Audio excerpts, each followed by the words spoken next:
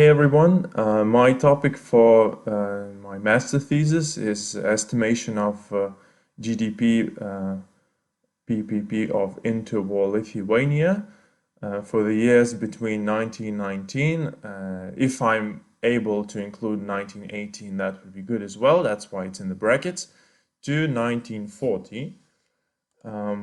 Lithuania, a small country in somewhere in the middle of Europe, which has a pretty interesting story, but we'll not dig too much into that. But what I'd like to mention is a few interesting facts.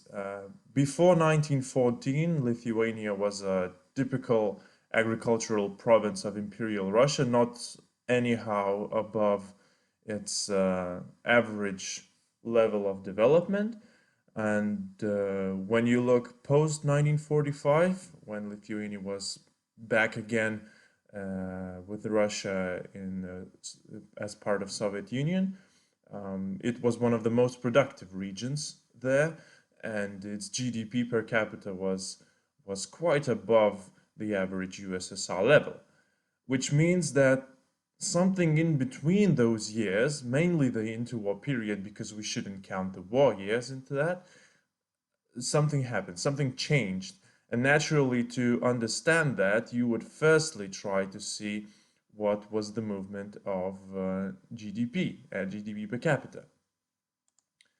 Now, the problem is that no such series exist, and alternative series like national income or GNP, they don't exist as well.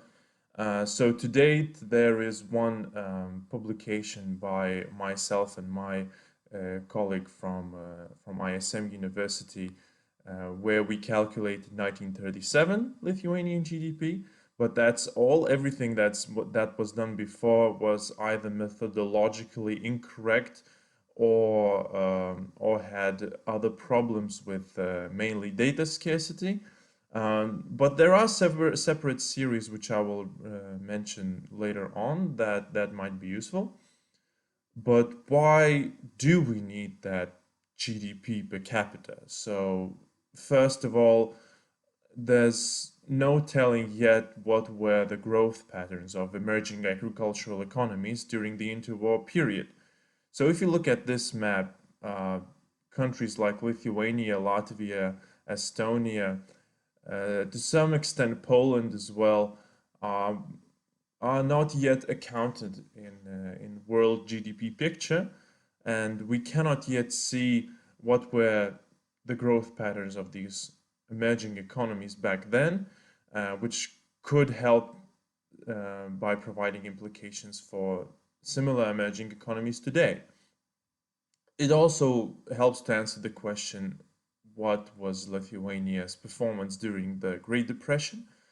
And finally, one of the most crucial questions for Lithuanian historians and economic historians today is what was the impact of Lithuania's annexation by the Soviet Union? Did it boost its economy, or did it provide any problems to that? Now, the literature from this topic is very scarce from Lithuanian side because, as I mentioned, no previous series exist. Only a few separate single year attempts to guesstimate, I would say, national income and GDP, but these are very unreliable figures. But there are separate indexes of industrial production and trade turnover, for example, that take into a large part of Lithuanian economy. Not all of it, but it might be useful. But the problem is that they only start in 1929, when the data is at least easily usable, if not beautiful. Now, the second part of the literature, especially in such scarce case as Lithuania's, is analyzing similar level economies abroad. And from this map, we can see that it would be beneficial to analyze, for example, Germany's growth somewhere during the second part of 19th century, and analyze Great Britain's growth somewhere in the second part of the 18th century, because back then these economies had a similar level of GDP per capita as Lithuania in 1937. So the research questions that I raise in my thesis is, first of all, what was the GDP of interwar Lithuania between 1919 and 1940, and in that question there are two smaller ones. So first of all, what was the movement of each economic sector during that period, and what was the resulting GDP PVP per capita for the respective years. Now, also in the end of my thesis, I would like to explore the value of these results. So what do they reveal? And try to answer the questions, what was the overall performance of interwar Lithuania, because that's what GDP is for. Also, how can these results contribute to current understanding of Eastern Europe's interwar performance?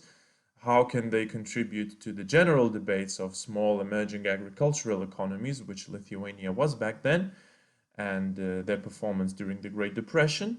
And finally, what was the economic gain or loss for the USSR from annexing Lithuania in 1940? And finally, of course, what further research do these results lead to? Now, the methods of GDP estimation are commonly three: production, income, and expenditure. And I choose production method firstly because the benchmark figure that that I myself and my colleague estimated last year is done using production method. That's also that was done because there is insufficient data for estimating full series with other methods, and that's even more the case if I wanted to explore series rather than separate years. And finally, the production method allows for sector comparability, so you can see what was the movement of industrial sector, the service sector, the agricultural sector, and helps to see what was the transition of the economy from only agricultural to perhaps some part industrialized. Now, the approaches to do that is, first of all, the calculation of value-added indexes for each economic sector. So usually there are three main ones: agriculture, industry, and services. But of course, I will try to differentiate to as many sectors, subsectors as possible. Direct estimation is impossible because of data constraints. So figures as for 1937 cannot be constructed for, let's say, 1925 or 1929. So for those years, I will mainly use proxy data, especially for the first independence years and for covering up the service sectors, which were not being accounted for very carefully back then. And then, of course, I will extrapolate the series by using 1937 GDP per capita value as a benchmark. So in that year we have the separate values for each economic sector, and if I have the indexes for each economic sector, I can extrapolate and have the actual values for the rest of the years, and of course using 1937 prices. And I will also use the territory adjusted population figures, because as we will see later, Lithuanian territory did change a little bit. And I will try to perform, if the word limit allows me, cross checks from demand side, trying to employ welfare ratios, wages, and consumption data. Now, if we look at the sources for the primary sector, which is mainly agriculture, we can see that for the most part, the data is available. The number of animals or the yield of crops is available for almost the entire interwar period. Um, also, the tax data, which is not readily usable, but could help to understand some part of movement, especially in the years when the tax policy didn't change. In terms of forestry output, it's a bit more difficult because I wasn't able to obtain figures for the later years, which is a bit surprising, but it might be just for now. So I will dig into that later on, and perhaps I will be able to find these figures. And the most difficult part is going to be fishing, because the data for fishing is only between 1926 and 1939. However, the overall part of fishing in the agricultural sector is very small, so it will not make a very big difference anyway. Then if we look to sources for secondary sector, which is industrial sector or manufacturing and including construction, we can see that there is an industrial value added index, but it only covers the years from 1929 to 1939. It can be extended by using physical and monetary output of industrial enterprises, but only to 1940. So this data is going to be very reliable. However, the rest of the earlier years are not accounted for in any output indexes or figures, but it can be extrapolated from the number of workers employed in industrial sector, which is accounted for or can be calculated from the number of enterprises by type of certificate given, because the certificates were given in interwar Lithuania according to the number of workers. So that data can be traced to as early as 1920, while the very early years are extremely difficult, but perhaps I might be able to use certificate tax data to account for them, although I will need some consultation on that from the professors. Now, the construction sector is accounted for from 1920 to 1939. The data is going to be probably proxy data, but physical amount of cement used, for example, is a very good proxy for that, because Lithuania didn't have any cement factory by before 1940. So all of it had to be imported, and import figures are readily available. So of course it's reasonable to assume that the construction sector moved in line with the physical amount of cement used. Now, finally, the tertiary sector, which is trade and services and includes public administration, is the least accounted for in terms of the need to use proxy data. Now, we have an output index of all commercial enterprises, but it also begins in 1929 and ends in 1937. So it's not much of a help. However, there are ways to account for trade, mainly from using the share of agricultural and industrial commodities that are home used, traded, or exported. So the part that is traded in Lithuania, not consumed by the farmers and not exported abroad, that part is going to be traded inside. So that share, the movement of that share, could be a viable proxy for internal commerce of Lithuania during the period.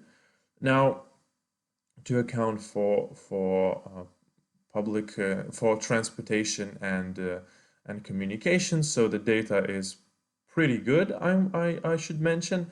The water transportation covers all the years when Lithuania had access to the Baltic Sea, which is from 1923 to 1939.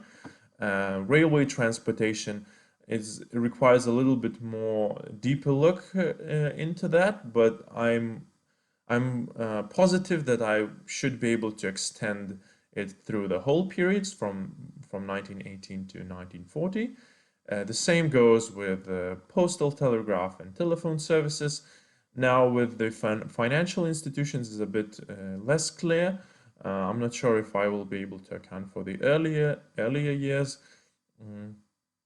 but the public administration is again quite well documented in terms of education, healthcare, public administration, and other kinds of service statistics. So of course these are all proxies because no output figures were being compiled back in the interwar period, but number of employees, for example, is quite a viable proxy for most of the non-market sectors.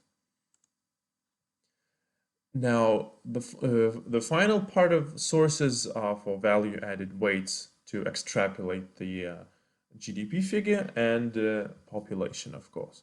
So the GDP benchmark is taken from the paper by Klimentas and Žirgulis from 2019. There were 21 sectors evaluated back in that study. So I'm not sure if I will be able to account for all of them, but from this pie chart we can easily see what was the main composition of Lithuanian economy back in 1937. And of course this will change according to the years, but for now we can see that agriculture was of course the main sector, but also the services sector, including the public services, took a big part in Lithuanian economy back then. Now, if we look at population figures, we can see that for the most part, Lithuanian population grew quite steadily, except for three discrete jumps, which happened first of all with the incorporation of the port region of Klaipėda in 1923, also the loss of the same region in 1939, and the return of the capital Vilnius region in late 1939, which is clearly visible from a very discrete jump in 1940. So what results do I have so far? Of course, the main work will be done during the summer, but I already tried to account for the industrial sector, except for construction. I tried to develop a value-added index of that sector. First of all, looking at the index already available and trying to use the workforce index to extend the already available index. So what the first thing I noticed is that obviously you can see this is the blue line is the existing value-added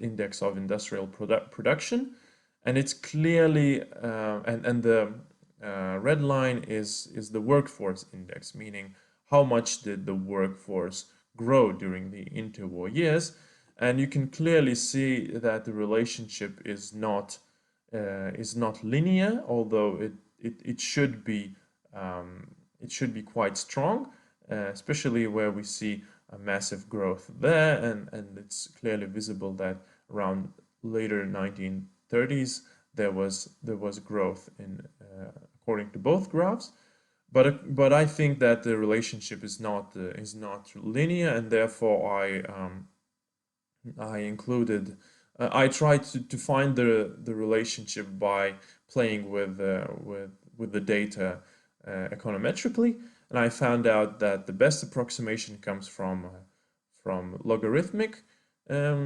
regression,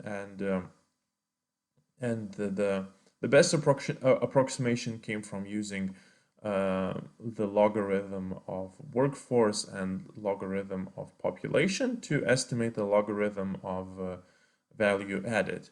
Of course, 11 observations is not too much to go from, but it's not the purpose of this thesis to be exactly accurate, but just to find the closest relationship to account for the earlier years using workforce index. And the result is of course looking nice. We have the industrial value added index that begins from 1929 with the very reliable data coming from net output that I mentioned before. The earlier years from 1920 to 1929 are the ones extrapolated using the previously mentioned method with the workforce and productivity data.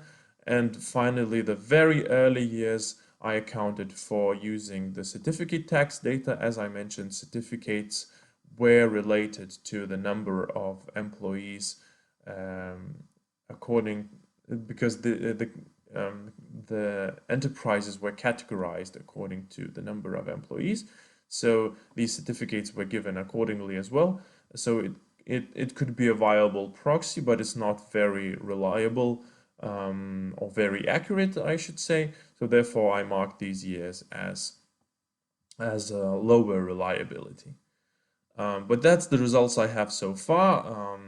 I will be mainly working on the primary sector now and trying to dig into the services sector, especially using the experience from the countries of having similar levels of development in the earlier years, like Great Britain or the Netherlands. And of course, I expect to get the best results by using their experience and whatever data I am able to employ myself. So thank you for listening, and I hope it was interesting. Please leave any questions you have in the comments.